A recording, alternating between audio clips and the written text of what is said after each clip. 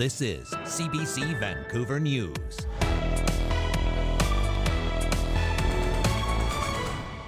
He was on a day pass from a Lower Mainland Forensic Psychiatric Center. A man is now charged after 3 people were stabbed at a Chinatown festival in Vancouver. And a man with the same name has a history with psychosis. That's insane. I already pay so much money for rent. Too much for some. I have a house, but we have to do something for mortgage. Too little for others. The province caps rent increases at 3.5%. We will see more sunshine mid next week and temperatures around 9 and 10 degrees. Truly believe she lived a beautiful life. And we say goodbye to longtime BC broadcaster, colleague, and friend, Kaljit. Good evening, I'm Dan Burritt. Thanks for joining us. A suspect has now been charged after a terrifying stabbing spree at a Chinatown festival in Vancouver last night. 64-year-old Blair Evan Donnelly is charged with 3 counts of assault. Police say he was out on a day pass from a psychiatric facility at the time. A man with the same name was found not criminally responsible for killing his daughter in 2006. As Michelle Gassoub reports, festival organizers have been left shaken. Yeah, we'd worked very hard to put this festival on, to bring community together. Organizers of the Light Up Chinatown Festival devastated. What was supposed to be a celebration of culture and community turned to horror. Around 6 p.m. on Sunday, as the festival wrapped, 3 people were stabbed near the event's main stage at Columbia and Kiefer. It was a senseless crime at this point in the investigation. It defies any logical explanation. VPD officers arrested the suspect, a 64-year-old man who was out on a day pass from a psychiatric hospital in the Lower Mainland. The victims were a couple in their early 60s from Burnaby and a woman in her early 20s from Vancouver. All 3 were rushed to hospital with serious but non-life-threatening injuries. Police said it's too early in the investigation to know whether the incident was motivated by hate. It was so great to see. The community get together, and the community has been just absolutely, it's gone through a rough time over the last few years. Improving safety in Chinatown was a key foundation of the SIM campaign. His party has set up a satellite office there and increased the number of officers on patrol. So I think it's time to actually think about how do we prevent stuff like this from happening, rather than just how do we respond to it. Mark Lee organized several events in the neighborhood over the summer. He says Chinatown needs more holistic support to revitalize the neighborhood.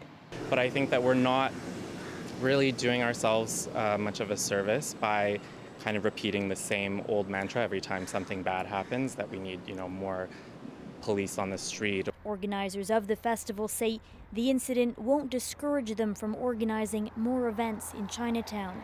We've had so much support from government, from community, people around Vancouver, but we'll be undeterred. I mean, I think that, you can't let something like this be the mark that stops you, and it's in a neighborhood that's known for its resilience. Blair Evan Donnelly has now been charged with 3 counts of aggravated assault. He will remain in custody. Michelle Gassoub, CBC News, Vancouver. The BC government is now capping rent increases at 3.5% for next year. That's well below this past year's average inflation rate of 5.6%. The housing minister says they're trying to find a balance for landlords and tenants. But as Mira Baines tells us, some renters and owners say it doesn't help them at all. New paint, new flooring. The cap on rental increases in BC is getting mixed reaction. A maximum increase of 3.5% for rents is too much for renters, but too low for landlords. I can't believe that. That's insane. I already pay so much money for rent. It's already like half my paycheck. That's just ridiculous. I have a house, but we have to do something for mortgage. It does increase my rent, and I think it's becoming more and more unaffordable right now. The rent increase can be applied beginning on January 1st and is only allowed every 12 months with 3 months' notice to tenants.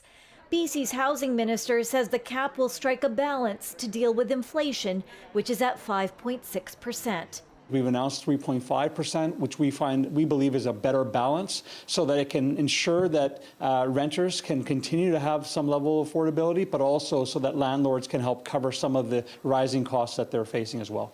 Mortgage rates have been on a steady hike, the most in 22 years, putting pressure on property owners.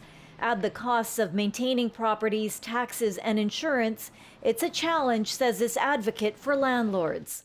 Everything is going up. And what we're finding is increasingly, and it's not just restricted to the small mom and pop landlords, but the larger landlords as well, is that increasingly you're looking at negative cash flow year over year, and that's just not a sustainable business model.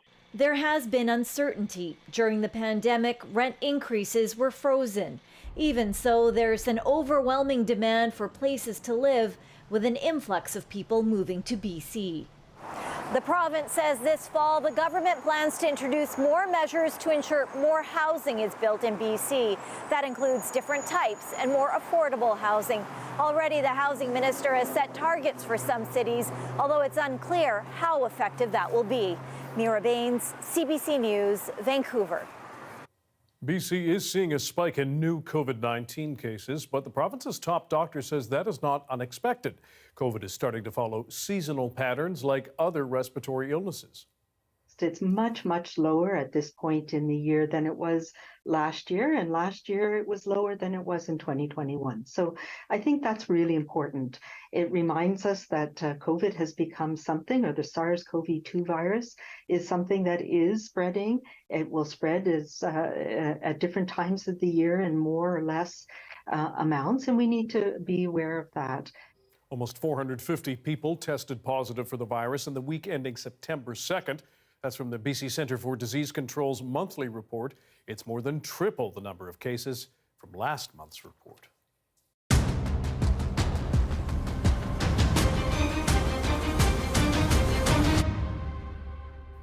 Premier David Eby toured Kamloops and the Shuswap today, two of the regions hit hardest by this year's wildfires. He announced a new task force focused on how to best respond to blazes and other natural disasters in the future. But as Brady Strachan reports, some locals are still angry with the province's response. The communities in the Shuswap were among the hardest hit from this summer's wildfires. In the North Shuswap alone, 150 homes were destroyed, with dozens more sustaining damage when the fire ripped through the area 3 weeks ago. Today, Premier Eby visited the area and spoke to officials who coordinated the emergency response, as well as people who lost everything. Eby says the province will look at trying to support people who didn't have insurance so that they too can rebuild. He also came here to talk about the task force that the province is setting up to deal with fires, but also floods and other natural disasters. Eby says they're going to take advice from local experts as well as from other municipalities internationally. Incorporating lessons from other jurisdictions, that we're using the best technology, and making sure that we have that strong rural perspective. Communities where there isn't an established fire department, where people are in remote areas, making sure that we're including that perspective in all of our fire decisions is going to be very important as well. And getting locals on board here in the Shuswap might prove a bit difficult. There was a very tense scene this summer as people who stayed back to fight the fires on their properties say that they were met by resistance from police and emergency officials who wanted them to leave. We spoke to one farmer today who says that the government has a lot to do to build back trust for people that stayed to save their homes and properties. And then you come back and the locals are actually putting everything out and you shut them down? Come on, explain this. Explain this. If anyone's ever going to be held accountable, I don't know, but we're just going to keep fighting and putting fires out and protecting ourselves and our neighbors. Eby said the province needs to do a better job of getting locals to work with firefighters, to work with the BC Wildfire Service, to face other events, as in this time of changing climate, we need to use all our resources to fight these emergencies as they come. Brady Strachan, CBC News, Salmon Arm. It appears an iconic pier on Vancouver's waterfront may be saved. Tonight, the city's park board has voted to repair the smashed wooden walkway, despite a staff recommendation to tear it down. The 80-year-old pier at Jericho Beach has been closed for almost 2 years after storms clobbered it. It was a well-known fishing and crabbing spot and a mooring area for rescue vessels. Park board staff had recommended the damaged pier be demolished, saying a new, more climate-resilient one would cost about $25 million, and getting rid of it would remove a colonial structure. However, a majority of park board commissioners voted tonight to have staff proceed with a like-for-like repair and set up a way for people to donate to a new pier. Officials in Kamloops are trying to figure out what turned the water in a creek pink. An unknown substance was dumped into Guerin Creek sometime. Members of BC's Environmental Emergency Response Team are working with the fire department to identify it. The ministry says it believes the discharge entered the creek upstream. Scientists have been able to collect some samples to test it. It says the contaminant does not appear to be harmful to humans or wildlife and appeared to be dissipating by this afternoon. On to BC Place now, where Beyoncé fans are buzzing tonight in their best silver outfits for tonight's concert.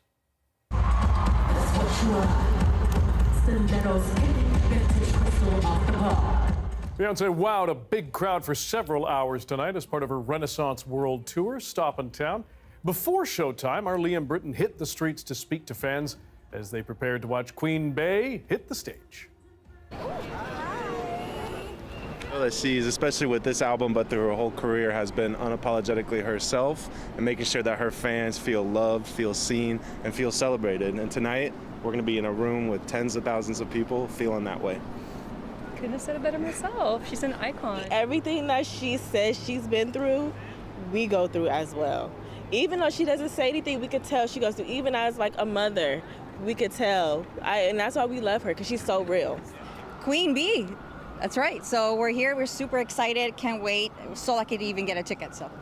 Like she's always want to be who you are, always trying to be making you feel comfortable with herself. I think that's most incredible about her. Beyoncé will be taking the Renaissance World Tour to Seattle on Thursday.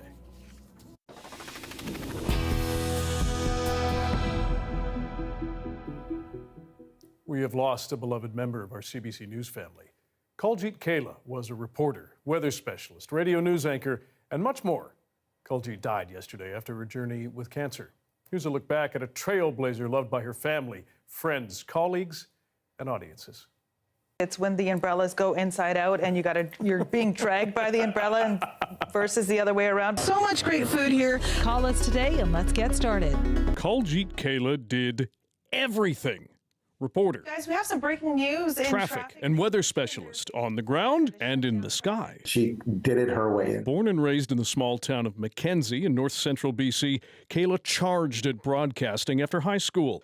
By the late 90s, she was on air. The first time I heard her was on the radio while I was driving. It was so exciting to hear her voice.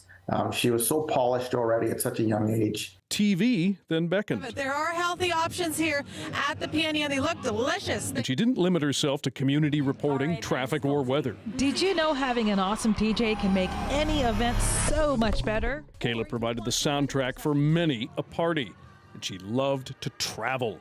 New York was a favorite. But beyond her on-air work was a job even more important.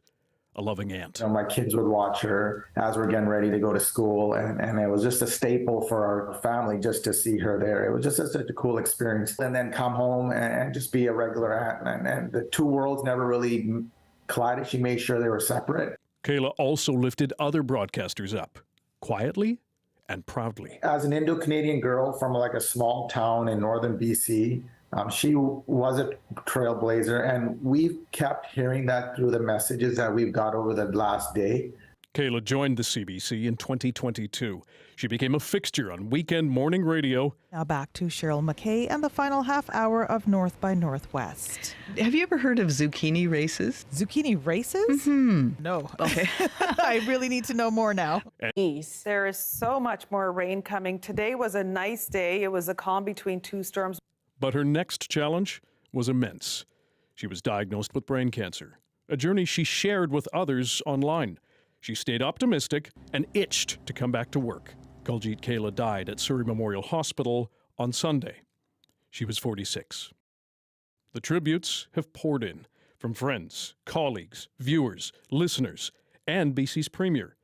Her family has read them all. I truly believe she lived a beautiful life that way, where she did the unconventional, and she had amazing stories when she came back.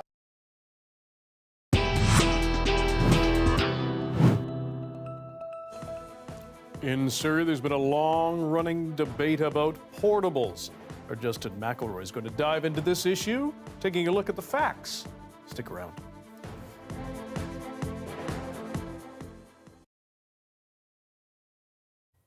Hello to everyone watching our commercial-free live stream tonight. Thanks for being here.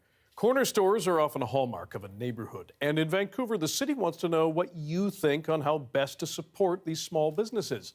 Rafferty Baker explains why. They're independent shops, sometimes including a cafe. Corner stores. The very idea stirs up a bit of nostalgia. They need to be here. You have to have them. When we were kids, there was corner stores just about everywhere. We're lucky here in Strathcona. We have a handful of them, but most neighborhoods don't have any. But they used to be everywhere. People become regulars and shopkeepers become central figures in the neighborhood. We have like sandwiches or a sort of stuff too. So that's why, I believe it's really important place here for, people who live around here, maybe. At Wayne Grocery in the Strathcona neighborhood, Sam Sue says 99% of the people that come in are wonderful. It's good people. Yeah. I buy stuff that I don't want to have to go down to the big store, travel all the way down to No Frills. I try to stay away from the big stores because I value these stores. This is a typical corner store family that has worked here probably for 20 years, and we support them. But they're slowly disappearing from neighborhoods. In Vancouver, officials say there are now 88, but only 40 of those are neighborhood grocery stores. The city is looking for feedback on whether to allow more small neighborhood businesses. Taxes should be lowered so they can lower their prices. I would say do whatever you can to make it easier. We had friends running a corner store, and then all of a sudden there was a bunch of zoning trouble that came up, and I think it seemed like the city was trying to put up barriers that were not needed, and the whole community wanted the corner store there. They're the backbone of the city. This is what built this city, these corner stores. And I don't understand the zoning department, why they're allowing these corner stores just to fade away. Pop-up engagement events are happening around Vancouver this weekend, and a survey is open until October 10th. Rafferty Baker, CBC News, Vancouver.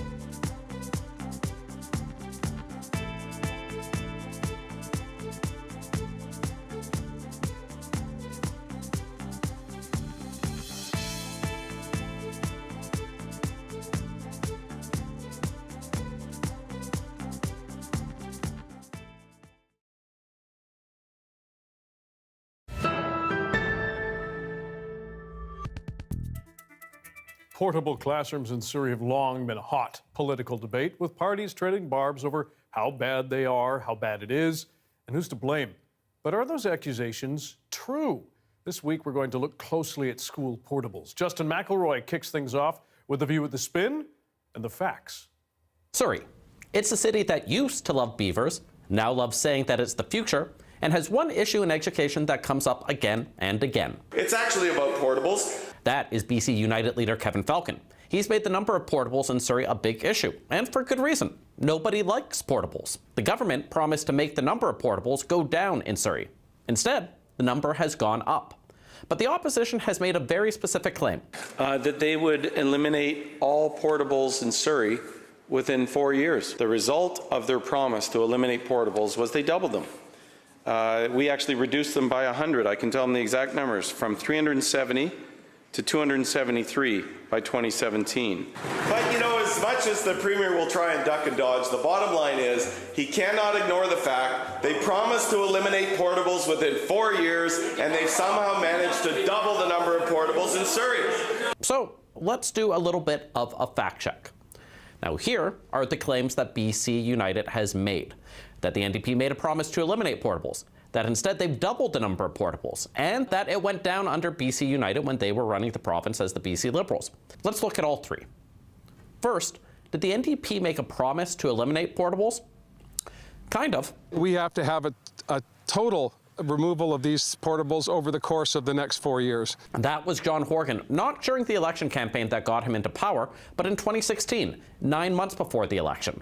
By the election itself, that pledge was nowhere to be found in their platform. Instead, the party just pledged to replace portables, with no timelines or targets. And by the time he became Premier, he backed off the promise completely, blaming a Supreme Court ruling that would decrease the number of kids allowed in a class, thereby increasing the total number of classrooms that were totally needed in Surrey. We had not contemplated when we made the commitment the Supreme Court ruling throwing out 16 years of BC Liberal policy. That's going to take us a little bit more time. So it was a broken promise, but not a campaign promise really, and certainly not a government promise. Next, that the NDP has doubled the number of portables, but that it went down under BC United when they were running the province as the BC Liberals. And this is pretty easy to fact check because we asked the Surrey School District for the total number of portables used in classrooms in the last 30 years. Here is a chart. Now you can see under the NDP, the number of portables has gone up from 284 to 353. Now that's an increase of 25%, not 100. But then again, a 25% increase isn't great given what they promised during the campaign. And what about BC United? Well, they took power right before the 2001-2002 school year when there were 236 portables. And when they were done, it was at 247. Now that's not bad at the end of the day, but it's also not a decrease. So to recap, the NDP clearly implied they would reduce portable usage, but they've gone up. And BC United has made bold claims about the issue that don't hold up to scrutiny.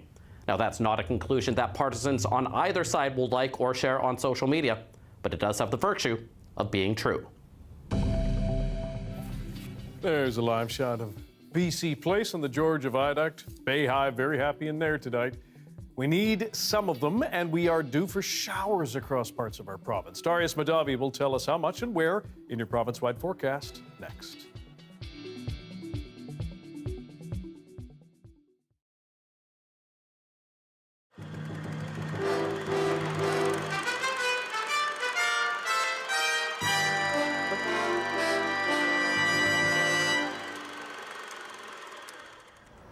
Dawn at the airport, the calm before the confusion. 114 planes grounded, 34 of those destined for U.S. airports diverted to Vancouver. The RCMP gear up for another day of intense security. 200 officers patrol the airport area. By mid-morning, the confusion, the canceled flights, stranded passengers wait, hoping to get out of Vancouver and get to Chicago. Tokyo. Amsterdam is our destination. Greensboro, North Carolina. These tourists arriving at Vancouver Airport are typical of what's been happening here all day. People hoping to leave Canada come here to find out that they're not going anywhere. Tour operators scrambled to cope. Yesterday we had about over 200 people unexpected for one company. So it's probably about 5 or 6 companies was there, so it's over 1,000 people, because it was diverted flights from Los Angeles, San Francisco, other West Coast cities. And all the people came in, they needed somebody to look after them or some assist need to be provided. Even though the flights were grounded, airlines were still accepting reservations, hoping the travel ban would be lifted. For most of the day, that didn't happen, leaving travelers in limbo. Runway 08 right, proceed across runway 12. Late today, Transport Canada gave the green light for flights to resume, but getting the planes off the ground and back to a normal schedule will be an enormous task. airport officials say they have a new list of security measures they will have to enforce. They won't say what those measures are, but for the airport, it will be a logistical nightmare. Arrivals and departures will be phased in over the next few days. There are new and extensive security regulations that have just now been put in place for the airports, the airlines, and agencies that we're working through. And while we appreciate that people want to fly, we appreciate there's a lot of frustration, please don't come to the airport until you have a confirmed flight, because the aircraft will not be determined, the order of departure will not be determined by the number of passengers we have in the terminal, but by a set of criteria from the Ministry of Transport. One security measure we do know is happening right now is the RCMP search of luggage. The 6,000 passengers who were diverted to Vancouver are having their bags searched. That could take another day. This is simply a security precaution. I mean, we don't know exactly, what could be on that aircraft, and hopefully there's nothing. And hopefully we're going through this process and we'll find nothing. The confusion around the airport isn't going to end anytime soon. Never before has there been a catastrophe like this one. Never before has all the commercial air traffic been grounded at the same time. Usually there's 4,000 airplanes in the skies over North America. Airport officials hope that if things go well, the first planes will start taking off from Vancouver tonight. Sudha Krishna, CBC News, Vancouver. Hi, I'm Amy Bell. Here's what's in your CBC Vancouver inbox. With the changes to how Canada is able to access journalism online and on social media, we want to assure you that when you're looking for CBC News, you'll always be able to find us.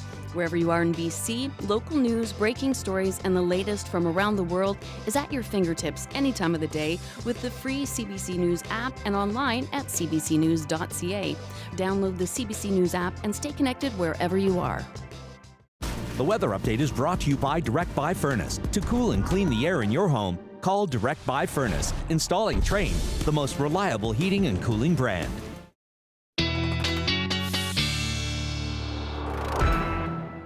Time for our BC-wide weather forecast as we enter a new week with science and climate specialist Darius Madavi and where we are with our fire danger.